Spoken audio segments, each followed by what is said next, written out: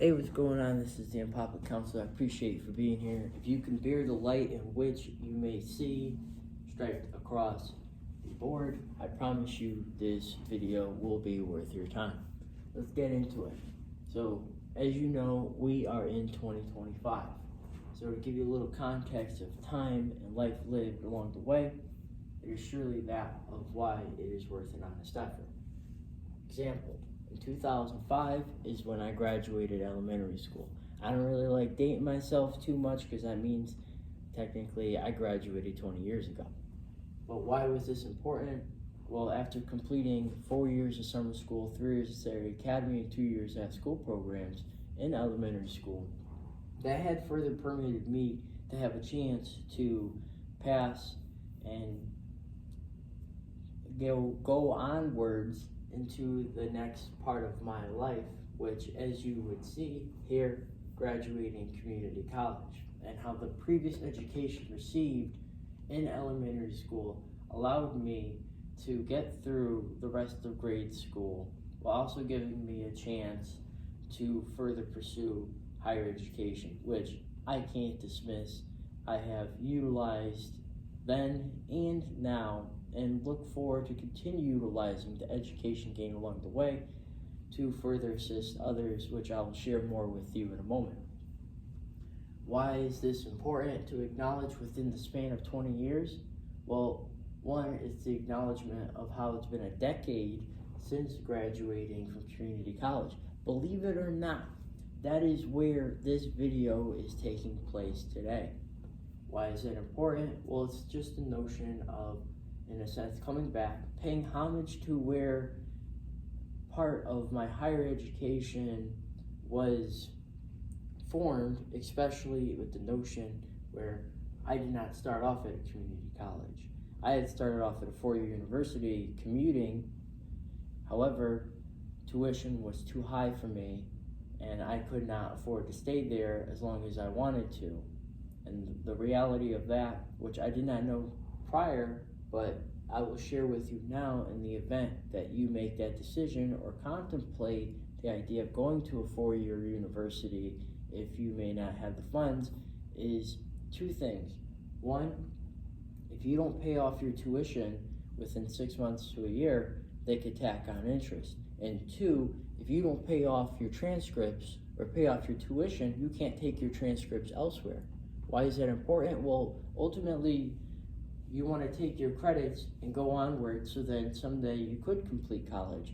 Now, I don't have it listed here, but community college helped me, it gave me a chance, or over 70 credits between that and the four-year university where I spent a semester after graduating high school in 2012, where I was able to, like I said, transfer that to another four-year university, giving myself a chance to complete my undergrad in 2017, all the while starting graduate school that same year.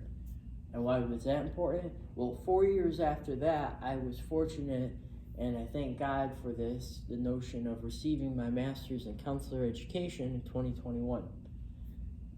I know it's been some time since then. Now, the best way in which I can share this with you, with the time in which has since been spent, it's the notion of why life is worth an honest effort. So after graduating in 2021 with a master's in counselor education, the reason why I repeated that twice within this video, it's the notion of I took that education, I applied it to my life, and I would be lying if I said I didn't burn out by the time I graduated, not expecting to do another year of graduate school. However, what I learned in that was the importance of giving myself a chance to write the journey of that since life graduating high school. But that's also not to dismiss life before graduating high school, as elementary school was essential with some of the building blocks and the necessary foundation I needed to get to where it is I wanted to go. So I became a writer upon publishing The Burnt Out Story, but what I'll also tell you is that it did not technically start off as just me publishing that right off the rip. It took me a year to write it each day for The Burnt Out Story, but in addition, it started off with a blog. And to start off with a blog on behalf of the fact where I ended up going to New Jersey to give myself some space and a chance to start formulating what will be of the Burnt Out Story event. Thinking I was going to write it all at once, the reality was that was unrealistic expectations to what the reality of what that situation was. So I kept going, working, and then ultimately I would leave my 10-year job after publishing the Burnt Out Story, which I was fortunate to go work with United Way 211 as an information referral specialist and a housing crisis specialist. And then after that, I had the pleasure of working with the Department of Social Services as an eligibility service worker. So within the training of that, what I realized was there were certain gaps in the system that were not being filled, and I wanted to ensure that as someone who relied on state assistance growing up, that others wouldn't have to struggle in certain areas as I did, which, not to say that part of elementary school didn't help with forming some of that, but it was the support services, like I said, through the summer school, the Saturday Academy, and that school programs that helped me be academically successful to go onwards to the next phases of my life. Now, I don't mention my master's on this board, but it's the notion of these things that were leading up to it. And it's only fair for me to pay homage to the past of my previous efforts, along with the efforts of other educators throughout college, throughout grade school, throughout all forms of gathering that had allowed me to further consider the idea of actually giving myself a chance and what that would look like going into the future.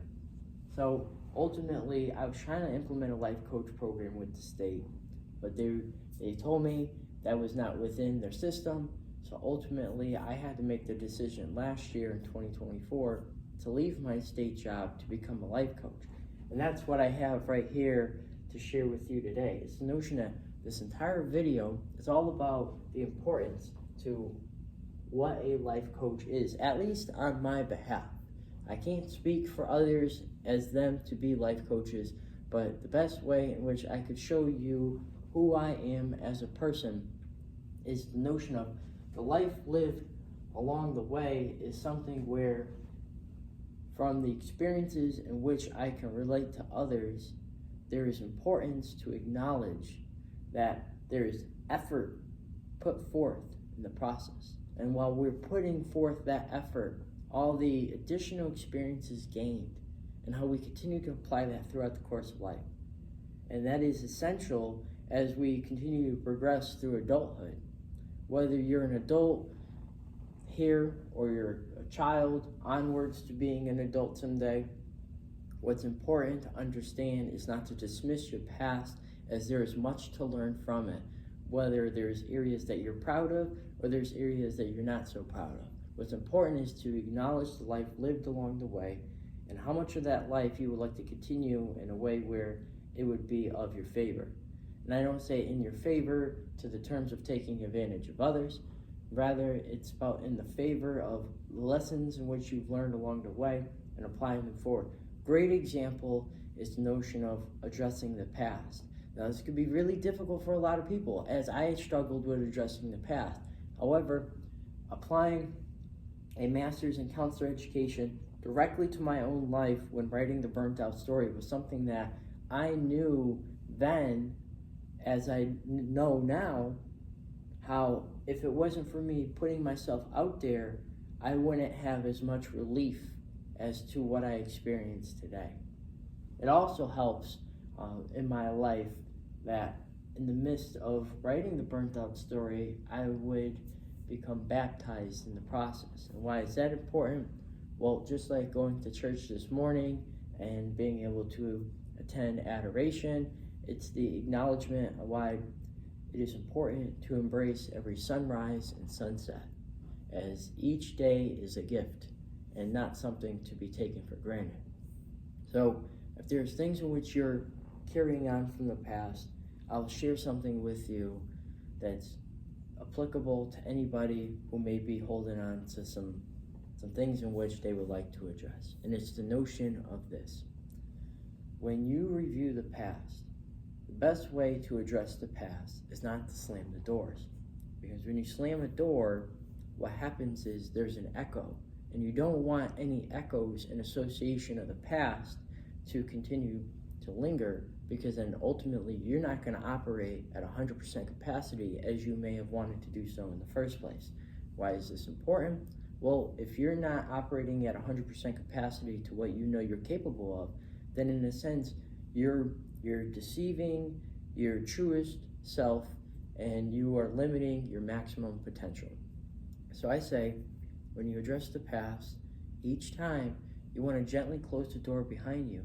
So one, you don't have the echo, and two, you can always resort back to that as a life lesson rather than just a regret in of itself. So I look forward to sharing more with you in the next one, and I appreciate you for being here.